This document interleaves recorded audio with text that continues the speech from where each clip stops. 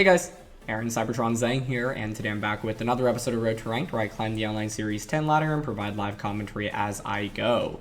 In the last episode, we used a really strong hyper offense team centered around Pokemon like Indeedee Male, Cinderace, and Kyogre with Tail and Whimsicott support, so we'll be playing a couple more matches with it today, and this is so cool!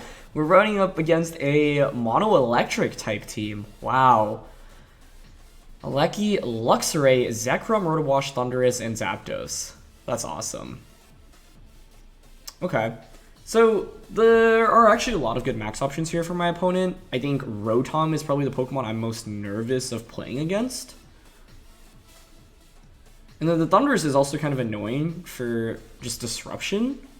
Funny thing is, like, we have Alecki, so we could take advantage of any electric terrain they set up.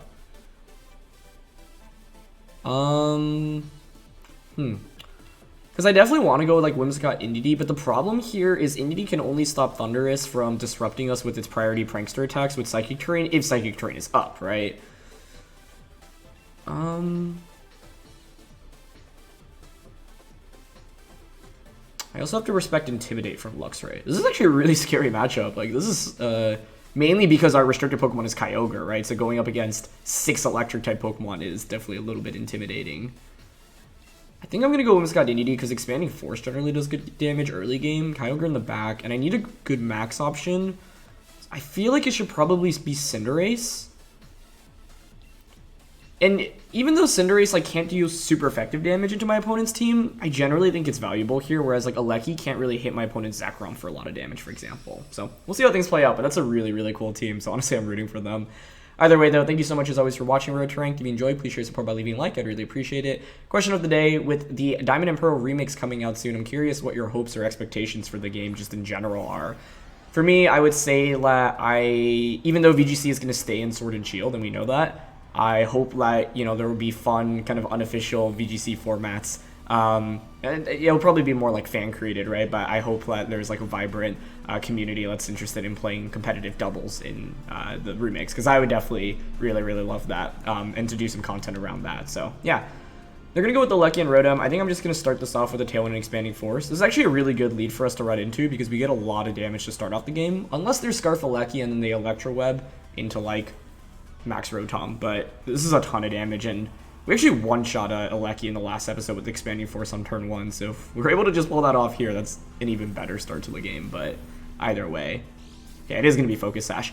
Indeedee Male with Expanding Force honestly just does so much damage, though. Like, it keeps surprising me. Like, yeah, I guess it just does that much. Okay, they're going to go for Electro Web. That's fine. Whimsicott will still outspeed the Rotom, which is nice. And they just Nasty Plot. Yeah, that's totally okay with me.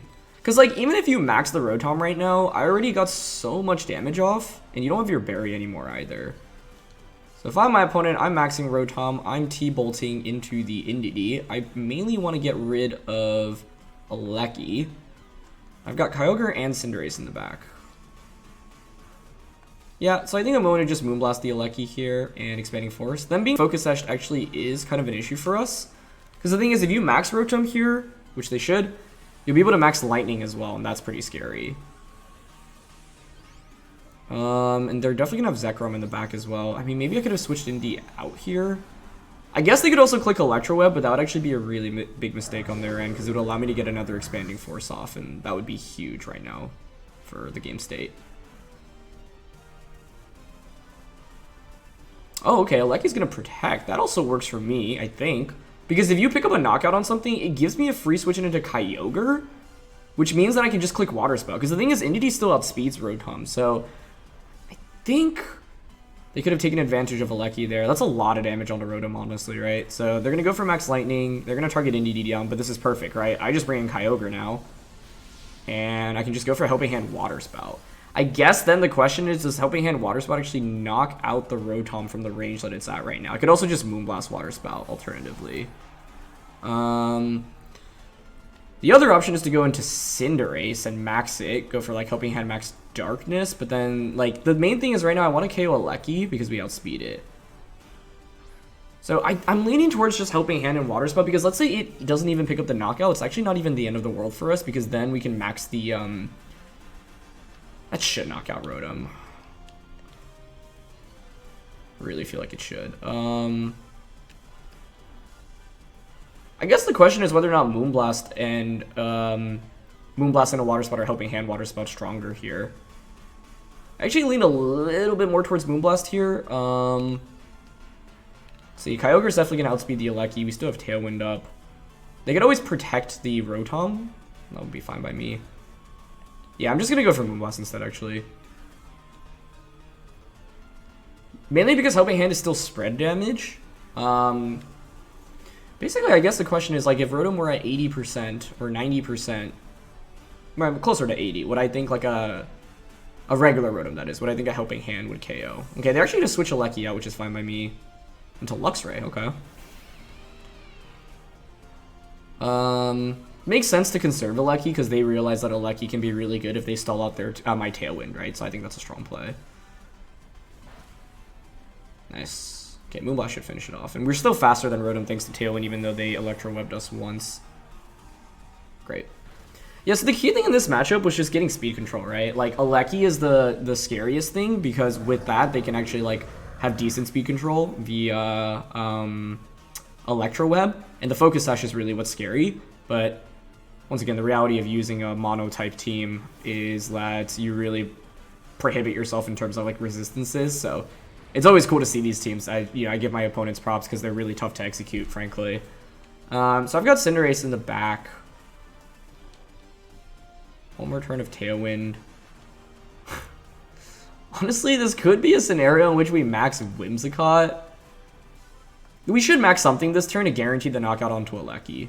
And honestly, I don't mind maxing Whimsicott in this position because Zekrom really can't do any damage to it.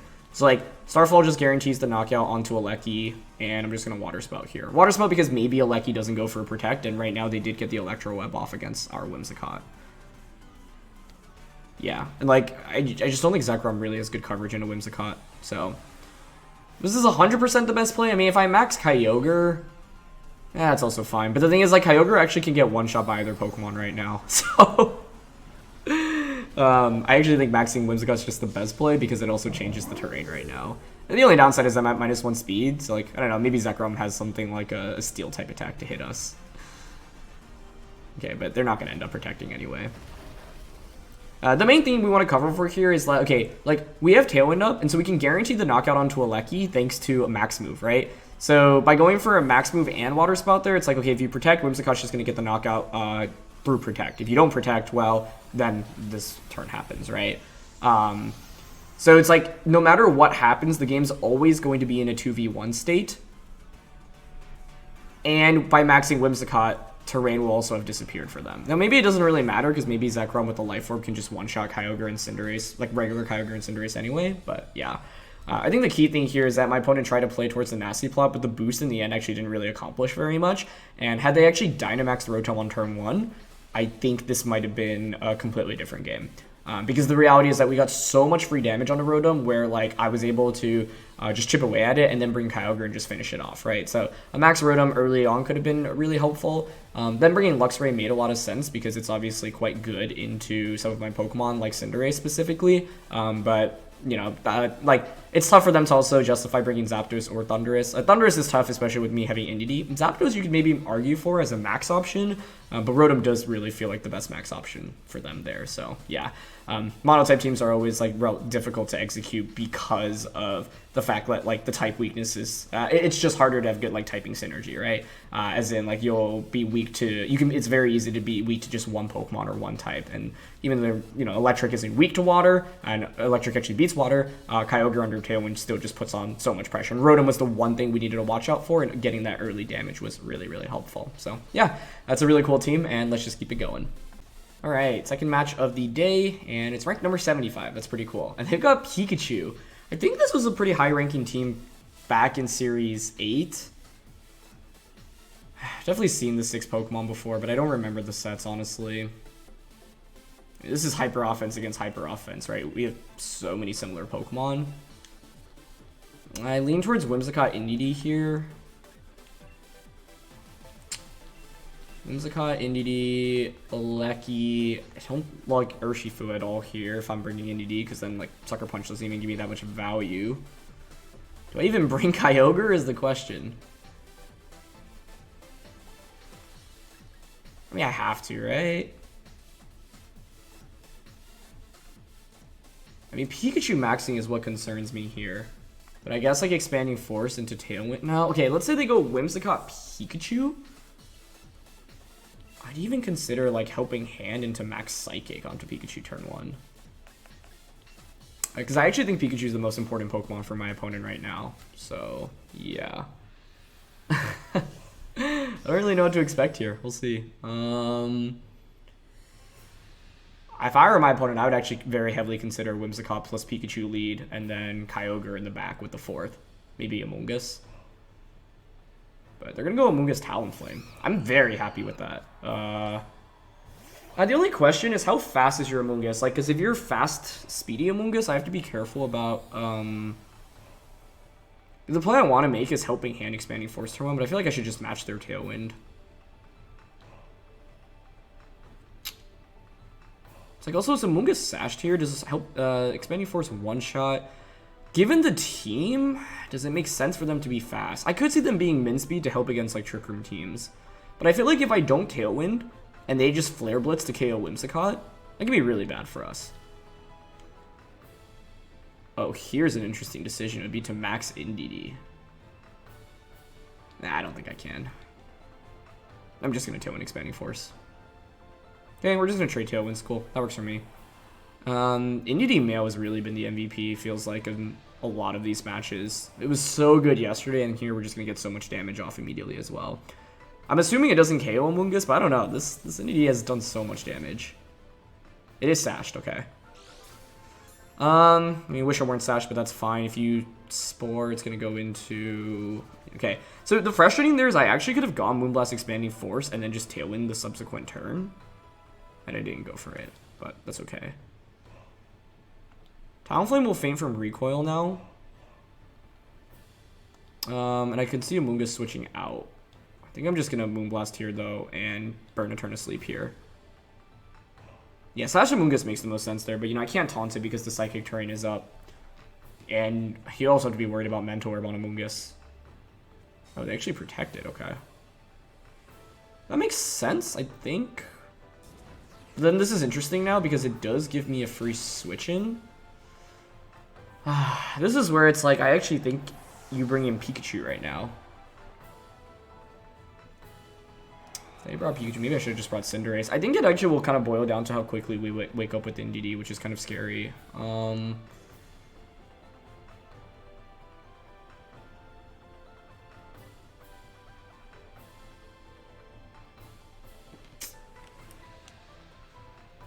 don't have Volt Switch on this thing. I have Electro Web, which can snipe off Amoonguss. Just protected, so I do lean towards a Lecky, but I think Pikachu comes out. Oh, but they bring in Kyogre. That's really good for us. Yeah, I'm happy about that. See, the thing is, this buys us another turn with Indeedee as well, because Indeedee is actually might just be the most important offensive Pokemon in this matchup. Oh, well, I was going to say it could be Scarf Ogre, but even if so, Lecky would still outspeed. So the question here, we know Amoonguss protected. I want to assume Pikachu is the last one until I see otherwise. So what you could do here is protect the Kyogre and then switch Amoonguss out into Pikachu. In my eyes, that's probably the best play they can make. I am just going to Electro Web and Expanding Force here, I think. Because I absolutely don't want to risk getting Spored onto the Lecky slot. But they just Rage Powder. I mean, this is really good. If we wake up, I think we just win the game immediately. Okay. Yeah, I mean, because Electro Web just does so much damage to Kyogre in itself. But if their last one is Pikachu, I actually think they win if we don't wake up here. Actually, it depends on whether or not they click like Water Spot or Origin Pulse. But we do manage to wake up. Actually, I don't think single target Expanding Force KOs here, but let's see. Okay, Indeedee is so good. I'm really surprised they brought Kyogre out first rather than Pikachu, but like they may have been expecting me to cover for the Pikachu. Oh, they didn't even bring Pikachu. I am shocked, really? I feel like that's like by far the scariest Pokemon for us to go up against. If I were my opponent, I would have just led Whimsicott, Pikachu with Kyogre and like Amoonguss in the back, I think. But I'll gladly take that. Because I can just max the Alecki and just go for... we'll just go for this Max Lightning. Actually, no. That's not the safest route. The way to guarantee to win the game... I know we're so far ahead, but you always just want to make like the absolute best play is to Thunder and Trick Room because we have Kyogre in the back. They actually just end up forfeiting, but yeah.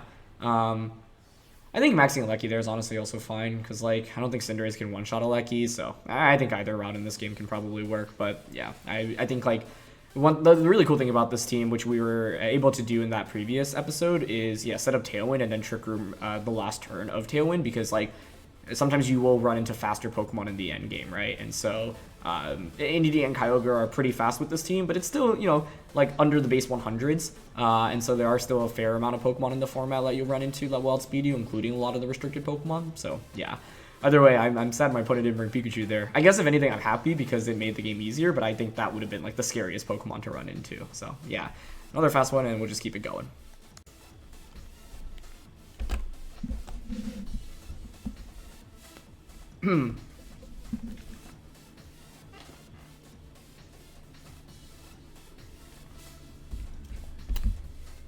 Alright, third game today, and we are up against interesting dual weather. Torkoal Venu, Kyogre Raichu, Grim Porygon. The main thing to watch out for, in my opinion, here, there are two things. Or actually three things.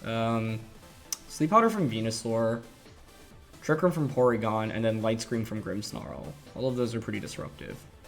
Ideally, we one-shot Grimmsnarl, so it only gets up one of Light Screen or Reflect, and then after that, we Dynamax whichever Pokemon hits for the, you know, the side that they didn't cover for. They don't have any terrain control, so like Whimsicott Indeedee once again is fine here, especially because we have Imprison on the Indeedee, so that's really helpful against Trick Room. And I do have Moonblast and Dazzling Gleam. Like, this is actually such a good duo with this team. It is. I'm so impressed by it, because I don't, like, think we really used it in Series 8, and it's like, so many of the teams we run into, we can just lead it safely. And once again, part of the main reason for that is because Rillaboom is just not nearly as prevalent in this format as it was in Series 10. So, Whimsicott, Indeedee, Kyogre. I haven't brought Urshifu once in any of the games so far, but does it make much sense here? I feel like Alecki doesn't make much sense. Just the Raichu in itself already makes it a lot tougher. So with that, I always lean towards Cinderace as the max option, and I think that's appropriate here as well. So we'll see. Another lead to consider in this game is Cinderace into Kyogre, but I think the one thing I want to watch out for is Raichu plus Kyogre from their end. And Indeedee is just so nice because it sets up the terrain. They can't stop it, so it's like if Grimmsnarl is like the potential trick set, I think it's more likely screens on this team, but, you know, in case it is Trick, Eject Button, or Iron Ball, or Full Incense, we get to stop that. They're going to lead with Grimmsnarl and Venusaur. Okay, so turn 1, you can pivot Grim out into Torkoal.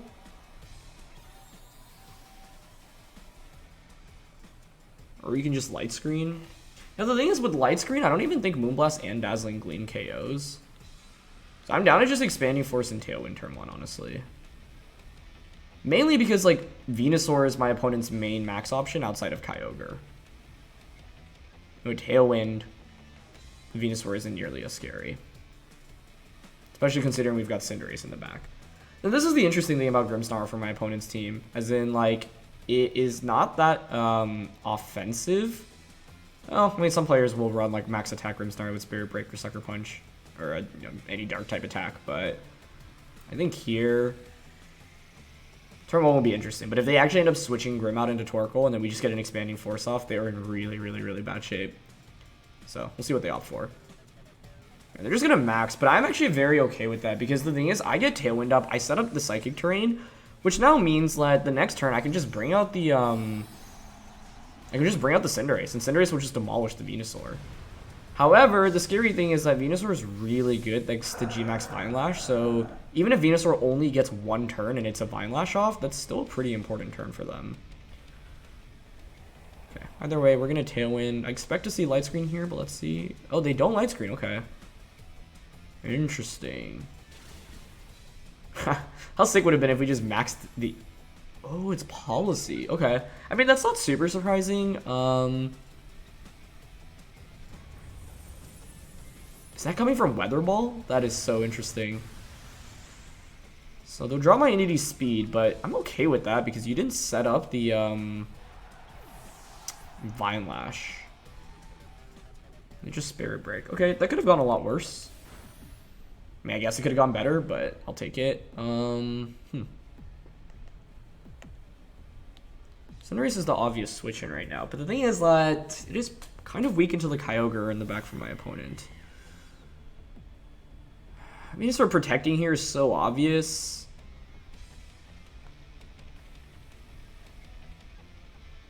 I might still go for it. Do I want to switch in Kyogre? The thing is, if I lose Entity right now, I just lose Terrain Control. I could also make the read like Grimmsnarl or Venusaur protects and just go for like a Dazzling Gleam into a max Airstream on Grimm. It's really bad if we don't pick up the knockout onto it. That's the problem.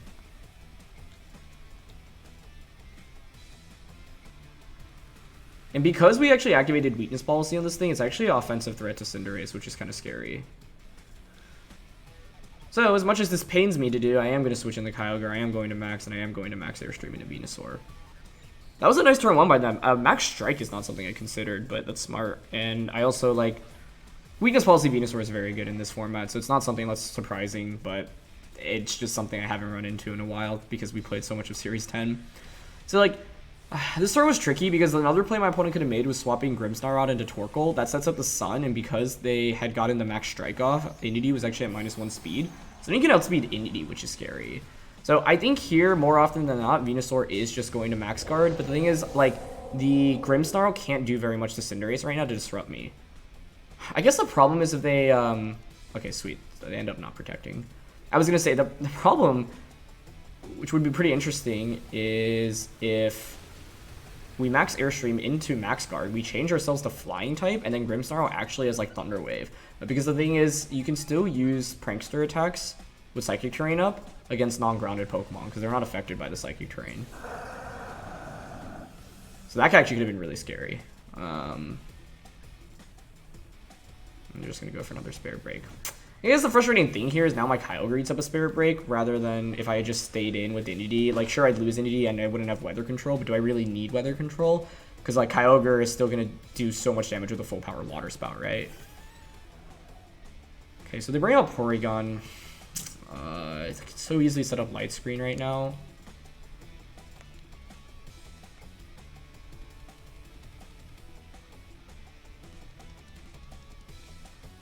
I mean, ideally I get Weather Control up, right? We should assume Torkoal is their last one right now. This is actually a pretty tough spot. Because, okay, I can Max Darkness into Water Spout on Porygon. Or Max Darkness Scald. I just don't think that's a KO. I do have Max Knuckle as well. Okay, you know what? I'm actually down for Max Knuckle, because even if we don't KO Porygon, you don't get a free switch in into a Torkoal.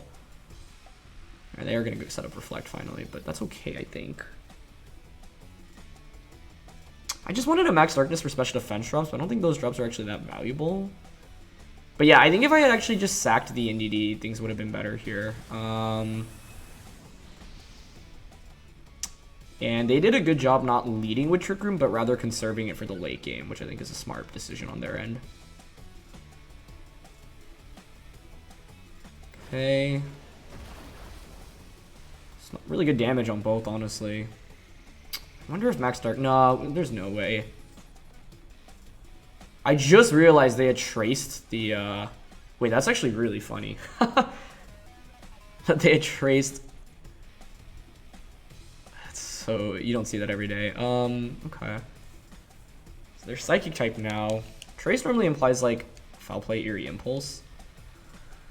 I think my opponent's last one, more likely than not, is going to be the Torkoal. So I think what I want to do is protect Kyogre here.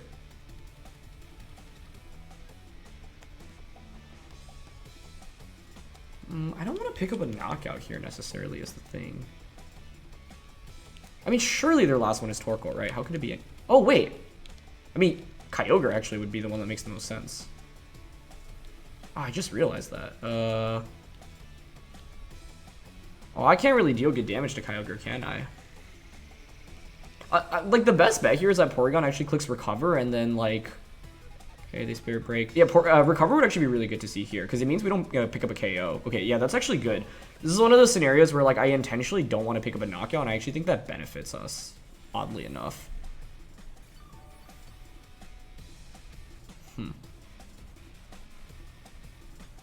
Another thing to note is that I don't want Psychic Terrain up, I think. The screens are tough to deal with, and, like, the thing is, yeah, they did a good job getting Trick Room up safely, which was well done on their end. Oh, and I guess the other part of the problem is now my Cinderace is Dark type. Meaning you can actually just Spirit Break it with your Grimmsnarl. That's actually a really big problem. I don't have any way around that. I should have thought about that a little bit harder.